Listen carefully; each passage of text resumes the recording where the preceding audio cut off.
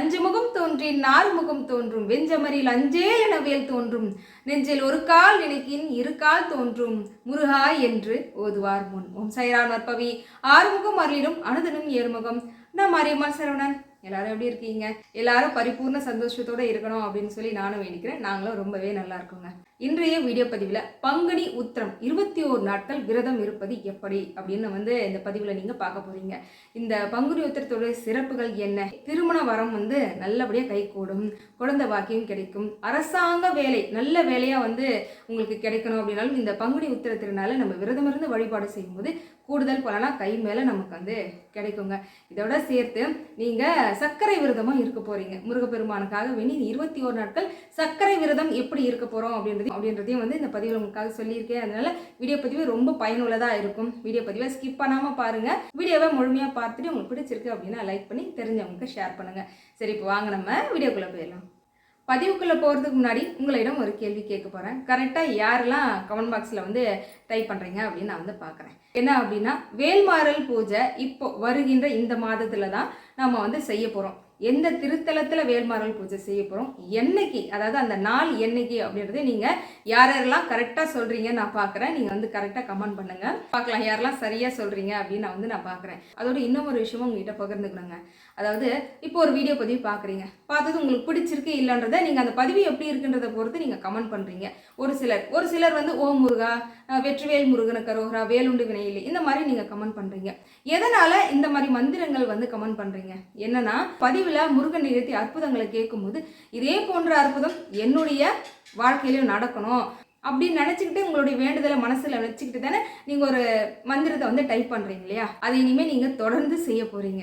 ஆமாங்க, இந்த பதிவை நீங்கள் பார்க்குறீங்க அப்படின்னா அந்த பதிவு எப்படி இருக்குன்றத நீங்கள் கண்டிப்பாக கமெண்ட் பாக்ஸில் சொல்லுங்கள். அப்படி இல்லைனாலும் சரி, நீங்கள் உள்ளே வந்த உடனே உங்களுடைய மனசுக்குள்ளே ஒரு வேண்டுதல் இருந்து நீங்கள் மந்திரம் டைப் பண்ணாலும் சரி, இல்லை காலையில் எந்திரிச்ச உடனே நான் இந்த மந்திரத்தை சொல்லிவிட்டு அந்த நாள் எனக்கு தொடங்குவேன் அப்படின்னு நினைக்கக்கூடிய எந்த மந்திரமாக இருந்தாலும் சரி, அதை நீங்கள் தயவு செஞ்சு டைப் பண்ணுங்கள். ஏன்னா ஒரு சகோதரி சொன்னது எனக்கு ரொம்ப மெய் சிலிர்ப்பாக இருந்தது. நான் தினமுமே எல்லா வீடியோ பதிவுகளிலுமே எனக்கு ரொம்ப பிடிச்ச ஒரு மந்திரத்தை நான் டைப் பண்ணிகிட்டே இருப்பேன். ஒரு வேண்டுதல் வச்சே நான் டைப் பண்ணிக்கிட்டே இருந்தேன். அதனுடைய பலனா என்னவோ தெரியல, என்னுடைய வேண்டுதல் நிறைவேறிடுச்சு அப்படின்னாங்க. இதுவுமே கூட ஒரு வழி. அதாவது நம்ம கடவுளிடம் நம்ம சொல்லக்கூடிய வேண்டுதல் ஏதாவது ஒரு வகையில் அது நினச்சிக்கிட்டே இருக்கும்போது கூட அது நிறைவேறுது இல்லையா? அதனால இந்த மந்திரத்தை நான் தொடர்ந்து சொல்லிக்கிட்டே இருப்பேன் தினமும் அப்படின்னு நினைக்கிற அந்த மந்திரங்கள் எதுவாக இருந்தாலும் இந்த வீடியோ பதிவு கீழே நீங்கள் கமெண்ட் பண்ணிகிட்டே வாங்க. இது இந்த வீடியோ பதிவு மட்டும் இல்லை, இனிமே போடக்கூடிய அடுத்தடுத்த பதிவுகளுமே யாரெல்லாம் பார்க்குறீங்களோ நம்பிக்கை இருக்குது அப்படின்னு நினைக்கிறவங்க முருகனோட மந்திரத்தை சொல்லும் போதும் சரி, டைப் பண்ணும் போதும் சரி, அந்த மந்திரத்துக்கான ஒரு சக்தி இருக்குன்னு நினைக்கிறவங்க எல்லாருமே கமெண்ட் பண்ணுவீங்கன்ற நம்பிக்கை எனக்கு இருக்குது. அதோட ஒரு சிலர் திருப்புகழ் புத்தகம் ஸ்டாக் இருக்கா அப்படின்னு சொல்லி கேட்டுட்டு இருந்தீங்க.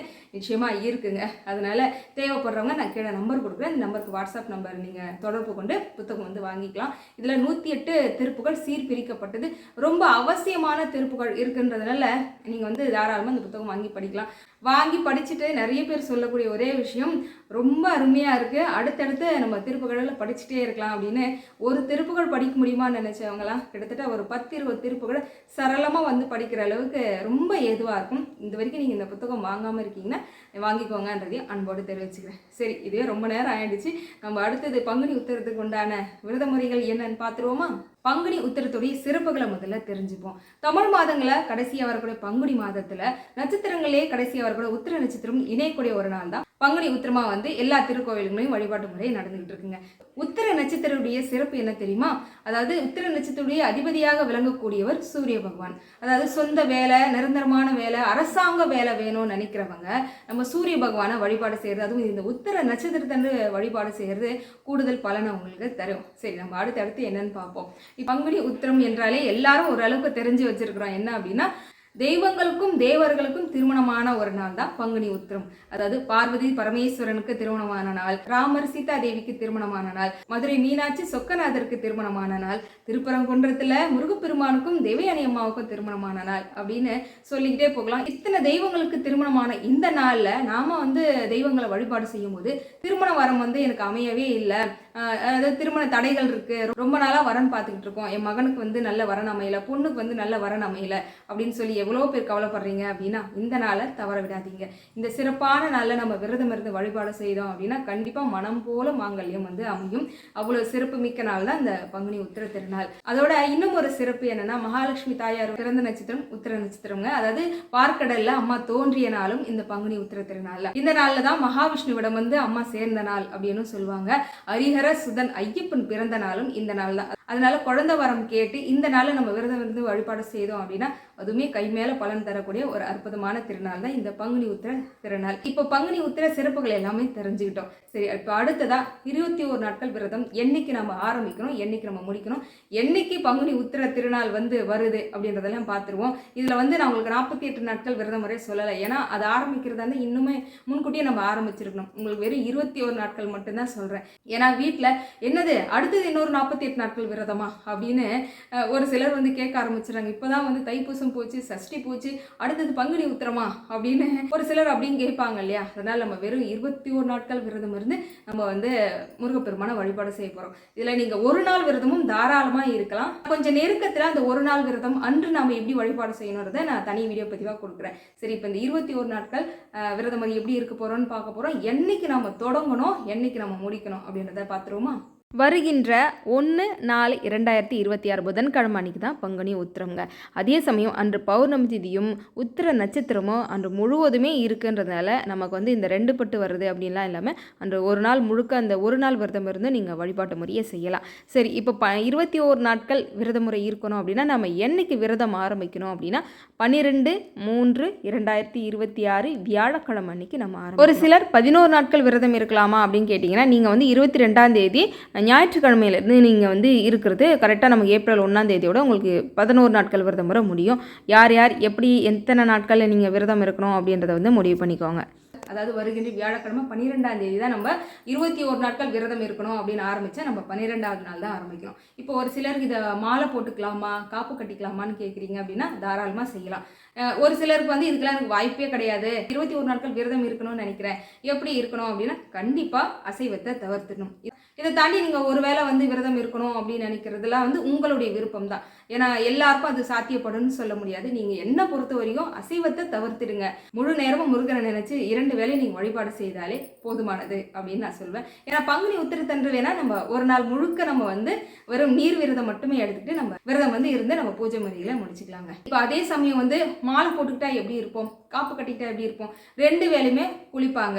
அதாவது ரொம்ப சுத்தபத்தமாக இருந்து மாலை போட்டுக்கிட்டு இருக்கக்கூடிய நேரத்தில் நம்ம போட்டுக்கக்கூடிய துணிமணியும் வந்து பார்த்திங்கன்னா அதுக்காக தனியாக வச்சுருந்தா நம்ம போட்டுப்போம். நம்ம புழக்கத்தில் இருக்கக்கூடிய துணியெல்லாம் வந்து நம்ம போட மாட்டோம் இல்லையா. அந்த மாதிரி கூட நீங்கள் மாலை போடாமலும் காப்பு கட்டாமலுமே இந்த 21 நாட்களை நீங்கள் தாராளமாக இருக்கலாம். அதாவது நம்ம வீட்டில் சாதாரணமாக புழங்கக்கூடிய நைட்டி, எப்பவுமே ஏதாவது கொஞ்சம் கொஞ்சம் கிழிஞ்சல் அந்த மாதிரி இருக்கக்கூடிய துணி இதெல்லாம் நீங்கள் வந்து தயவு செஞ்சு தவிர்த்துருங்க.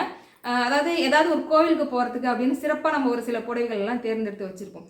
அந்த மாதிரி ரொம்ப எளிமையான காட்டன் புடவையை கூட நீங்கள் உடுத்திக்கலாம். ஏன்னா இதுக்கப்புறம் வர்றது எல்லாமே வெயில் காலன்றதுனால இல்லை சாதாரணமாக இருக்கக்கூடிய புடவை நீங்கள் கட்டிக்கிட்டு 2 வேளையும் குளிக்க முடியும். உங்களுக்கு வந்து உடம்புக்கு ஒத்து போடும் அப்படின்னா தாராளமாக குளிங்க. அதை காலையில் வந்து தலைக்கு குளிங்க, மாலையில் வந்து மேலுக்கு குளிச்சுக்கோங்க. தலைக்கு கூட வந்து பார்த்தீங்கன்னா வாரத்தில் 2 நாள் குளிங்க. தினமுமே நீங்கள் தலைக்கு ஊற்றிக்கணும் அப்படின்ற அவசியம் இல்லை. வீட்டு தூர கணக்கு இருந்தாலும் கவலைப்படாதீங்க. நம்ம எல்லா வழிபாட்டு முறையிலுமே விரதம் இருக்கும்போது நான் உங்களுக்கு சொல்லிட்டு தான் வரேன். இந்த வீட்டு தூரம் என்பது நம்ம உடலுக்கு தானே தவிர மனசில் இருக்கக்கூடிய முருகனுக்கு கிடையாது. அதனால நீங்கள் அந்த நாளில் பூஜை ரூமுக்கு போகலனாலும் பரவாயில்ல, நீங்கள் வழக்கமாக படிக்கக்கூடிய சங்கல்பம் எடுப்போம் இல்லையா, அந்த மந்திரங்கள் எல்லாம் தாராளமாக நீங்கள் படிக்கலாம். வீட்டில் அசைவம் செய்தே தான் ஆகணும், வேறு வழியே இல்லை கட்டாயம் அப்படின்னா நீங்கள் சாப்பிடாமல் இருந்துக்கோங்க. வீட்டில் வேணால் பெரியவங்களுக்கு செஞ்சு கொடுத்துக்கோங்க. அது எதுவும் நீங்கள் பெருசாக எடுத்துக்காதீங்க.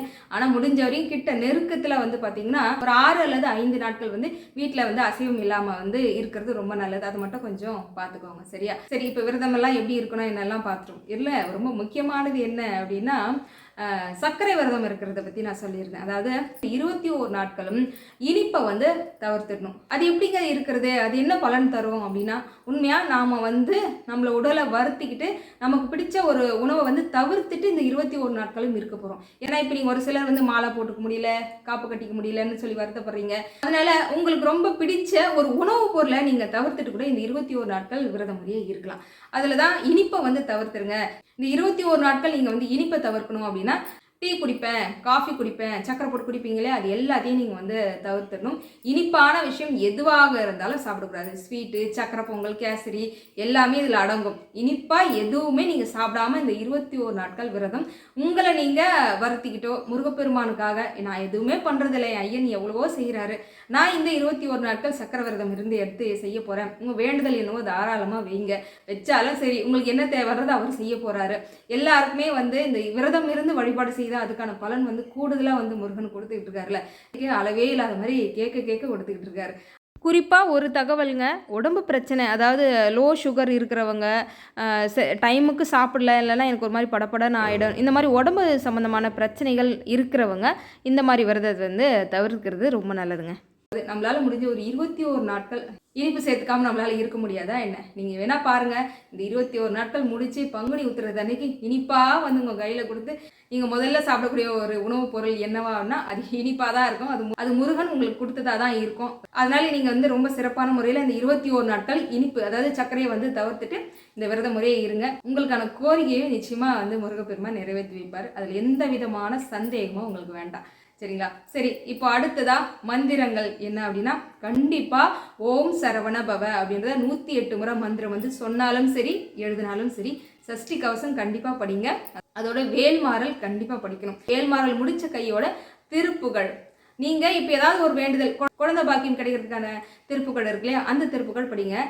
அதுபோல் ஒவ்வொரு வேண்டுதலுக்கு ஏற்ற திருப்புகழ்னா இப்போ எல்லாருக்கும் தெரியுது இல்லையா? தெரியலனா வேணால் கமெண்ட் பண்ணுங்கள், நான் உங்களுக்கு தனியாக சொல்கிறேன். அந்த மாதிரி திருப்புகழ் அழகாக தேர்ந்தெடுத்து நீங்கள் பாராயணம் செய்கிறது ரொம்ப விசேஷம். இதுலேயும் ரொம்ப அவசியமாக உங்களுக்கு சொல்லியிருந்தேன் இல்லையா, உத்திராட்ட நட்சத்திரத்துடைய அதிதேவதையாக விளங்கக்கூடிய சூரிய பகவானை நம்ம அரசாங்க வேலைக்காக வேண்டி இந்த நாளில் விரதம் இருந்து நம்ம கேட்கும்போது நம்மளுக்கு கேட்ட வண்ணமே ஐயன் வந்து அருள் புரிவார் அப்படின்னு சொன்னோம் இல்லையா. அதனால வேலைக்காக வேண்டி, அரசாங்க வேலைக்காக வேண்டி நீங்கள் இந்த விரதம் 21 நாட்கள் எடுக்கிறீங்க அப்படின்னா, ஆங்குடல் வளைந்து அப்படின்னு சொல்லக்கூடிய ஒரு திருப்புகழ் இருக்கு இல்லையா, திருப்புகழ நம்பர் வேணா உங்களுக்கு மேலே கொடுக்குறேன். இந்த திருப்புகழை இந்த 21 நாட்களும் பாராயணம் செய்துட்டே வாங்க. தொடர்ந்து சூரிய நமஸ்காரமும் செய்துட்டு வாங்க. சரியா? சூரிய நமஸ்காரம் செய்துட்டு வாங்க. இந்த திருப்புகழ் பாராயணம் பண்ணுங்க. முருகனுக்காக வேண்டி சொல்லக்கூடிய இந்த விரத முறை எல்லாமே சேர்த்து இருந்துட்டு வாங்க. கண்டிப்பாக உங்களோட வேண்டுதல் நிச்சயமாக நிறைவேறும். இதில் எந்த விதமான உங்களுக்கு சந்தேகமும் வேண்டாம் அப்படின்றது நான் வந்து தெரிவிச்சுக்கிறேன். எல்லாமே ஓரளவுக்கு உங்களுக்கு தெளிவாக புரிஞ்சிருக்கும்னு நினைக்கிறேன். இதையும் தாண்டி உங்களுக்கு வேறு ஏனும் சந்தேகம் இருக்குது அப்படின்னா கமெண்ட் பாக்ஸில் சொல்லுங்கள். நான் கண்டிப்பாக அதுக்கு ஒரு வீடியோ பதிவாக நிச்சயமாக உங்களுக்கு கொடுக்குறேன். சரிங்களா? ரொம்ப நம்பிக்கையோட இந்த விரத முறையை எடுத்து செய்யுங்க. இதில் இன்னொரு விஷயம் சொல்லட்டுமா, நானும் இந்த 21 நாட்கள் சக்கர விரதம் இருக்க போகிறேன்.